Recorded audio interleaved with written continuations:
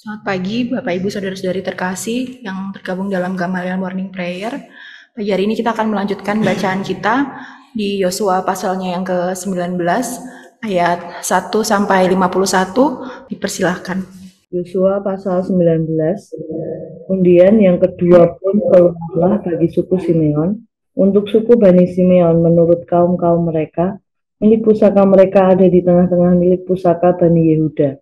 Sebagai milik warisan mereka menerima Beersheba, Sheba, Molada, Hasar Sual, Bala, Esem, Eltolat, Betul, Horma, Siklak, Bet Hamarkabot, Hasar Susa, Bet Lebaot, dan Saruhen, 13 kota dengan desa-desanya, Enrimon, Eter, dan Asan, 4 kota dengan desa-desanya, juga segala desa di sekeliling kota-kota tadi, sampai ke Baalat Beer, yakni Rama yang di tanah selatan. Itulah milik pusaka suku Bani Simeon menurut kaum-kaum mereka. Milik pusaka Bani Simeon diambil dari bagian Bani Yehuda, karena bagian Bani Yehuda itu terlalu besar bagi mereka. Maka Bani Simeon menerima milik pusaka di tengah-tengah mereka. Undian yang ketiga pun keluarlah bagi Bani Zebulon menurut kaum-kaum mereka. Batas milik pusaka mereka sampai ke Sarit. Ke sebelah barat batas mereka itu naik ke Marala, menyinggung Dabeset, kemudian menyinggung sungai yang mengalir lewat Yokneam. Dari Sarit, batas itu berbalik ke timur ke arah matahari terbit melalui daerah Kislotit Tabor menuju Dobrat naik ke Yafia. Dari sana terus ke timur ke arah matahari terbit ke Gad Hefer, ke Et-Kasin, menuju ke Rimon dan melengkung ke Nea. Kemudian batas itu membelok mengelilinginya di sebelah utara Hanaton dan berakhir di lembah Yiftah El. Lagi, Katat, Nahalal, Simron, Yidala, dan Bethlehem, 12 kota dengan desa-desanya. Itulah milik pusaka Bani Zebulon menurut kaum-kaum mereka, kota-kota tadi dengan desa-desanya. Bagi suku Isakar, keluarlah undian yang keempat, yakni bagi Bani Isakar menurut kaum-kaum mereka. Daerah mereka ialah Yisrael, Kesulot, Sunem, Hafaraim, Sion, Anaharat, Rabit, Kishon, Ebes, Remes, En-Ganim, En-Hada, dan Bet-Pases. Batas daerah itu menyinggung Tabor, Sahazima, dan Bet-Semes, dan batas daerah mereka berakhir di Sungai Yordan, 16 kota dengan desa-desanya. Itulah milik pusaka suku Bani Isakar menurut kaum-kaum mereka, kota-kota itu dengan desa-desanya. Undian yang kelima pun keluarlah bagi suku Bani Asyir menurut kaum-kaum mereka. Daerah mereka ialah Helkat, Hali, Beten, Asaf, Alameleh, Amat, dan Misal. Dan batasnya menyinggung Gunung Karmel dan Sungai Libnat di sebelah barat. Kemudian berbalik ke arah matahari terbit ke Betagon, menyinggung daerah Zebulon dan lembah Yiftah El di sebelah utara, Bet Emek dan Nehiel, dan menuju ke Kabul di sebelah utara, dan ke Hebron, Rehob, Hamon, dan Kana sampai ke Sidon besar. Kemudian batas itu berbalik ke Rama dan sampai ke kota yang berkubu Tirus. Kemudian batas itu berbalik ke Gosa dan berakhir di laut. Lagi pula Mahalab, Akhib, Uma, Efek, dan Rehob, 22 kota dengan desa-desanya. Itulah milik pusaka suku Bani Asyir menurut kaum-kaum mereka, kota-kota tadi dengan desa-desanya. Bagi Bani Naftali, keluarlah undian yang keenam, yakni bagi Bani Naftali menurut kaum-kaum mereka. Daerah mereka mulai dari Hela, dari pohon Tarbantin di Jaan Adaminaker dan Yabneel, sampai ke Lakum dan berakhir ke Sungai Yordan. Kemudian batas itu berbalik ke barat ke Asmat Tabor, dari sana menuju ke Hukok, menyinggung daerah Zebulon di sebelah selatan, menyinggung daerah Asyir di sebelah barat, dan daerah Yehuda pada Sungai Yordan di sebelah utara. Kota-kota yang berkubu ialah Sidim, Zer, Hamat, Rakat, Kineret, Adama, Rama, Hasor, Kedes, Edrie, Enhasor, Yiron, Migdal, Horem, Bet Anat, dan Bet Semes 19 kota dengan desa-desanya. Itulah milik pusaka suku Bani Naftali menurut kaum-kaum mereka, kota-kota itu dengan desa-desanya. Bagi suku Bani dan menurut kaum-kaum mereka keluarlah undian yang ketujuh. Daerah milik pusaka mereka ialah Zora, Esitaol, Irsemes, Sealahi bin Ayalon, Hitla, Elon, Timna, Ekron, LTK, Gibeton, Baalat. Yehud, Bene Berak, Gad Rimon, Medyarkom, dan Rakon bersama-sama dengan daerah di seberang Yafu. Karena daerah Bani Dan telah menjadi terlalu sempit mereka, maka berjalanlah Bani Dan itu maju dan berperang melawan kota Lesem. Mereka merebutnya, memarang penduduknya dengan mata pedang dan menyebutnya. Lalu menetaplah mereka di sana dan menamai Lesem itu Dan menurut nama Dan, bapa leluhur mereka. Itulah milik pusaka suku Bani Dan menurut kaum mereka. Kota-kota tadi dengan desa-desa. Setelah orang Israel selesai membagikan negeri itu menjadi milik pusaka mereka menurut daerah-daerahnya, maka kepada Yosua bin Nun diberikanlah milik pusaka sesuai dengan titah Tuhan. Mereka memberikannya kepada kota yang dimintanya, yakni Timnat Serah di pegunungan Efraim. Kota itu dibangunnya dan menetaplah ia di sana. Itulah milik pusaka yang diperundingkan di antara suku-suku orang Israel di Silo oleh Imam Eleazar, oleh Yosua bin Nun, dan oleh para kepala kaum keluarga di hadapan Tuhan di depan pintu kemah pertemuan. Demikianlah diselesaikan mereka pembagian negeri. Terima kasih Bapak Ibu Saudara-saudara yang sudah membacakannya. Di pasal yang ke-19 ini kita melihat bagaimana Yosua melanjutkan pembagian sisa tanah Kanaan kepada 7 suku Israel melalui undian di hadapan Allah. Di ayat yang ke-1 sampai ayatnya yang ke-8 kita melihat bagaimana deskripsi pembagian wilayah milik pusaka suku Simeon di dalam undian yang kedua. Dan di ayatnya yang ke-9 kita bisa melihat bahwa milik pusaka Bani Simeon ini diambil dari milik pusaka Bani Yehuda karena di milik Bani Yehuda itu sendiri terlalu besar bagi mereka sehingga Bani Simeon menerima milik pusaka di tengah-tengah mereka. Lalu di ayat yang ke-10 sampai ayat yang ke-16, deskripsi yang disebutkan adalah undian yang keluar untuk Bani Zebulon mengenai deskripsi pembagian wilayah yang disebutkan di ayat yang ke-10 sampai ayatnya yang ke-19. Dari sebelah barat, batas mereka, lalu dari Sarit yang mengalir ke timur ke arah matahari terbit, melalui daerah Kislot Tabor menuju Tabor naik ke Yafia dan sampai ke timur ke arah matahari terbit dan lalu sampai batas yang mengelilingi di sebelah utara Hanaton dan berakhir di lembah Yiftefel. Dan di dalam pembagian itu sendiri juga disebutkan menurut kaum-kaum mereka kota-kota dengan desa-desanya. Lalu di ayatnya yang ke-17 sampai ayat yang ke-23 adalah pembagian undian yang keempat, keluar undian yang keempat, disebutkan di ayatnya yang ke-17 sampai ayat yang ke-23 adalah milik pusaka Bani Isakar, di mana pembagiannya disebutkan di ayat yang ke-17 sampai 23 wilayah-wilayah yang dibagi menurut kaum-kaum mereka. Dan ada 16 kota dengan desa-desanya, dan milik pusaka Bani Isakar ini sendiri dibagi menurut kaum-kaum mereka, kota-kota dengan desa-desa mereka. Lalu di ayat yang ke-24 sampai di ayatnya yang ke-31 di undian yang kelima ini bagi milik pusaka Bani Asyer yang dibagi menurut kaum-kaum mereka. Ada pembagian-pembagian daerah sesuai dengan bagian yang sudah disebutkan, batas-batasnya, dan bagian yang disebutkan untuk Bani suku Asyer ini juga menurut kaum-kaum mereka, kota-kota dengan desa-desa mereka.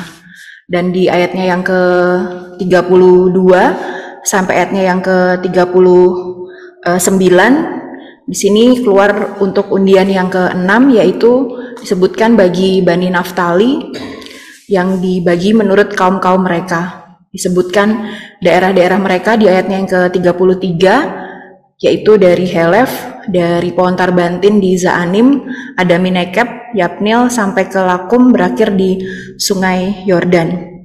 Dan batas itu sendiri menyinggung daerah Zebulon di sebelah selatan, Asyar di sebelah barat, Yehuda pada sungai Yordan di sebelah matahari terbit. Dan juga disebutkan kota-kota yang berkubu, dan ada 19 kota dengan desa-desanya. Jadi ayat yang ke-32 sampai ayat yang ke-39 adalah pembagian deskripsi wilayah milik Bani Naftali menurut kaum-kaum mereka, kota-kota dengan desa-desanya. Dan untuk ayat 40 sampai ayat yang ke-48 adalah undian yang ke-7. Ini ditujukan bagi suku Bani Dan menurut kaum-kaum mereka.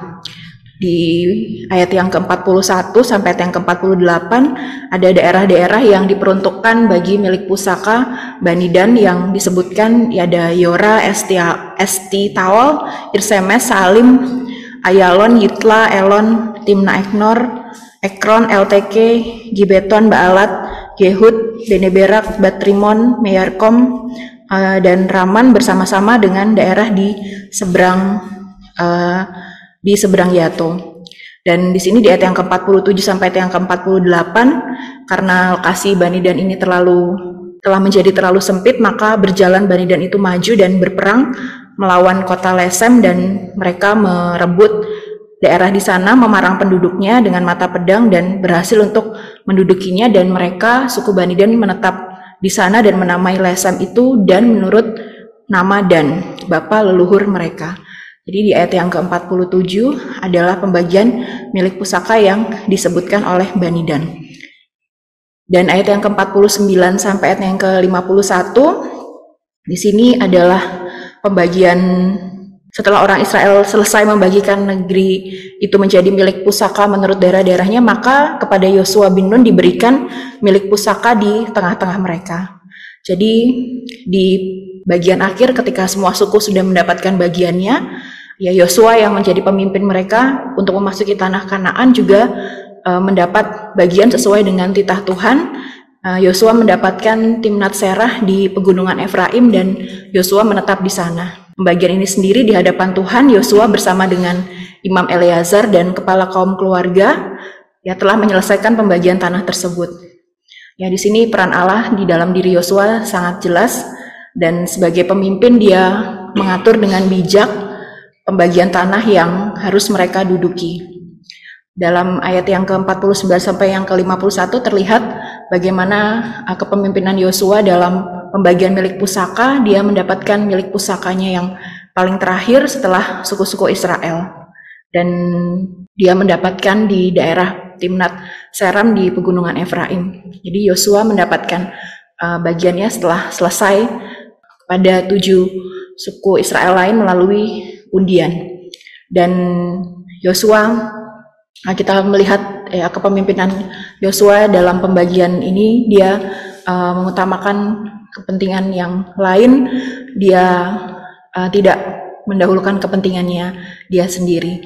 Dari perikop ini kita melihat ya amanat teks yang bisa terlihat di dalam perikop Yosua pasal yang ke-19. Yang pertama adalah ya setiap suku mendapat perlakuan yang sama. Di bagian-bagian perikop ini kita melihat ya terdapat pengulangan kata frasa kota dengan desa-desanya yang berulang dalam setiap pembagian. Jadi setiap suku mendapat ya perlakuan yang sama, tidak ada pembedaan sesuai dengan pembagiannya menurut wilayah dan yang terdapat di frasa kota dengan desa-desanya. Lalu yang berikutnya kita juga melihat bahwa dalam pembagian ini sendiri juga Tuhan juga tidak membeda-bedakan pemberiannya.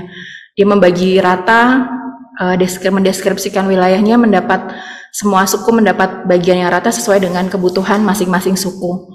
Ya, di wilayah-wilayah yang disebutkan dan dengan wilayah-wilayah yang disebutkan tersebut.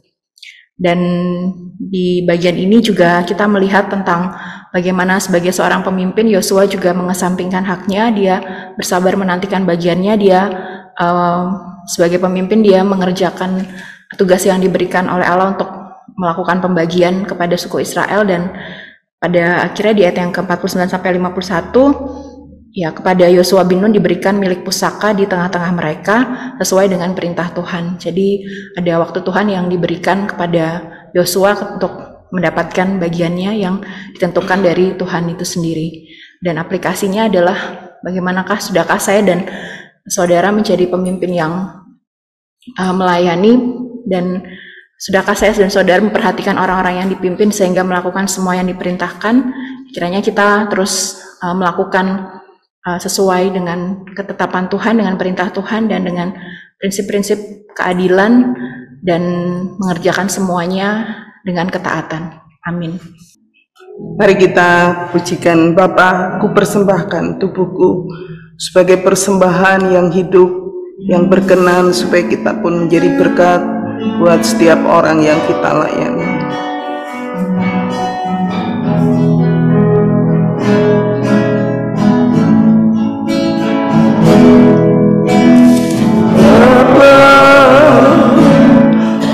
Persembahkan tubuhku sebagai persembahan yang hidup, kudus, dan yang berkenan padamu, sebagai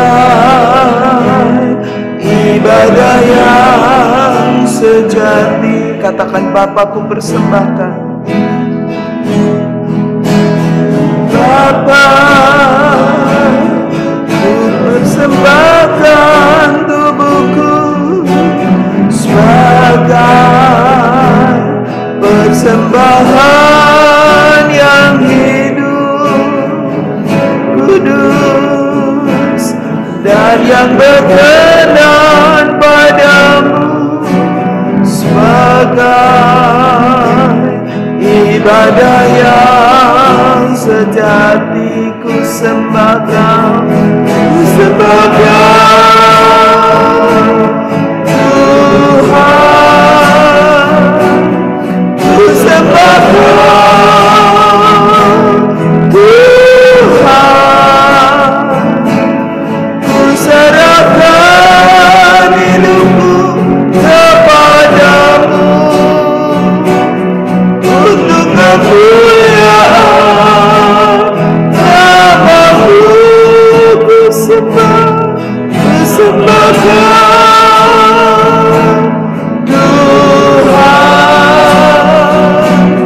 ku sembahkan Tuhan, ku serahkan hidupku kepadamu untuk kemuliaan namamu. Mari kita berdoa meresponi firman Tuhan. Bapa di surga, aku bersyukur kepadamu ya Tuhan. Dari Yosua aku boleh belajar Tuhan bagaimana terus menjadi pemimpin yang melayani, yang mengasihi dan memotivasi untuk setiap orang-orang yang kami layani untuk terus mengikuti rencana Tuhan, hidup sesuai dengan panggilan Tuhan. Tuhan, ampuni segala hal yang tidak berkenan, supaya hamba-Mu Tuhan boleh terus layak di hadapan Tuhan, menjadi berkat bagi sesama kami. Kami berdoa ya Tuhan, biarlah Engkau terus menopang kami dengan kasih-Mu, memenuhkan kami dengan urapan yang baru, untuk kami boleh melayani dan menjadi berkat buat orang-orang yang kami layani. Mungkin itu anggota keluarga kami, itu sesama tetangga kami Tuhan, maupun juga teman-teman kami di kantor, teman-teman kami di sekeliling kami Tuhan. Kau terus pakai hidup kami untuk menjadi pemimpin yang menghamba. Terima kasih Tuhan, terima kasih.